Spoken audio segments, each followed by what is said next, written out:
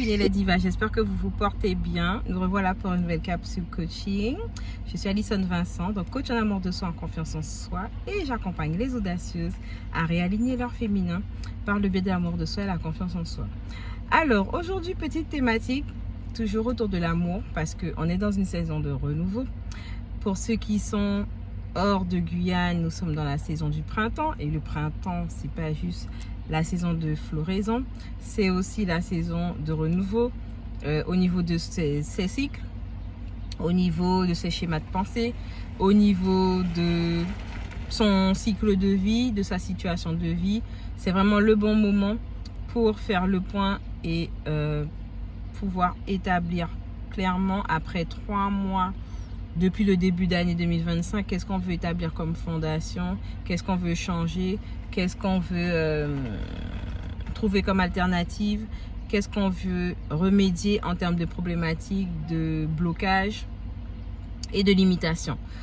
Et en ce qui concerne l'amour, il y avait un petit questionnement qui me venait en tête autour du fait, est-ce que quand vous avez été quelqu'un qui a donné beaucoup en amour et qui n'a pas reçu, est-ce que c'est impossible de trouver l'amour?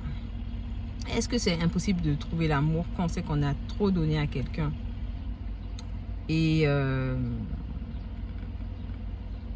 qu'on n'a pas reçu en retour? Est-ce que c'est possible de retrouver un amour sincère, un amour vrai quand on sait qu'on a trop donné et que ça s'est mal terminé? Et je pense que pour beaucoup, vous avez eu cette problématique de vous retrouver dans une relation où au début ça allait bien et vous vous êtes rendu compte que vous donniez beaucoup à la personne mais que vous ne receviez pas en retour. Que vous soyez un homme ou que vous soyez une femme. Bon, principalement je parle aux femmes. Mais pour certains hommes, ça leur arrive aussi. N'oubliez pas que c'est pas parce que ça nous arrive en tant que femmes que ça n'arrive pas aux hommes, ok? Parce qu'il y a du bon et du mauvais chez chacun, pas que juste chez les hommes.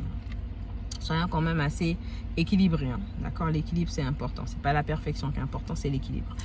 Et quand on se retrouve à être dans une situation où on donne beaucoup et on reçoit peu ou pas du tout, ça nous demande de remettre en question notre façon d'être dans notre relation interpersonnelle avec l'autre. Ça ne veut pas dire que c'est mauvais d'être quelqu'un qui donne à l'autre. Ça veut juste dire que dans notre façon d'être, est-ce que dans notre caractère, on a toujours été comme ça? Si on n'a pas toujours été comme ça, qu'est-ce qui a cautionné? Qu'est-ce qui a conditionné cette façon de faire? Est-ce que c'est au niveau familial? Est-ce que c'est au niveau éducatif? Est-ce que c'est par rapport au schéma de pensée, au mindset? Est-ce que c'est par rapport à des croyances? Déjà de se demander ça. D'où ça vient, ce côté où on donne beaucoup et où on ne reçoit pas beaucoup. Quels sont aussi le type d'attachement que l'on a en amour, parce que oui, c'est lié aussi, le type d'attachement que l'on a en amour avec l'autre, à cette façon de donner et de recevoir. Au fond de nous, quelle est la façon dont on aime être aimé? Comment on aime qu'on nous donne de l'amour? Comment on aime recevoir de l'amour? Ça aussi, c'est important à travailler.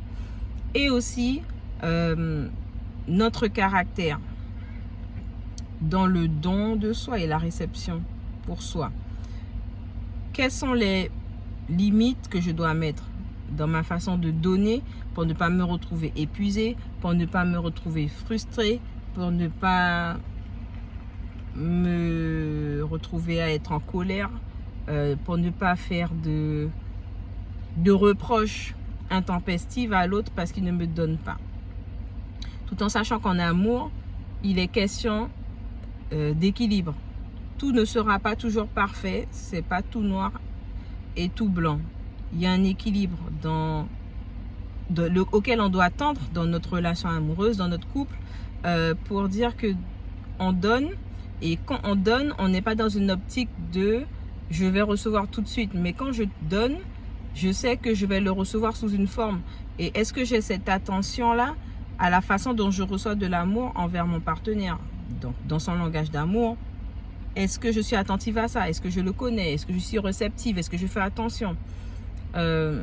Est-ce qu'on l'exprime verbalement? Est-ce qu'on l'exprime par l'écrit? Parce que pour certains sont plus vocaux et d'autres sont plus écrits. Il faut faire attention à tous ces paramètres Est-ce que dans, je vais dire, le taux d'équilibre entre donner et recevoir, est-ce que c'est bon pour chacun? Et si c'est pas bon pour chacun, d'en discuter et remédier. Parce que aussi des fois, c'est aussi une question de comment on transcrit nos pensées à l'autre pour lui permettre de comprendre nos ressentis.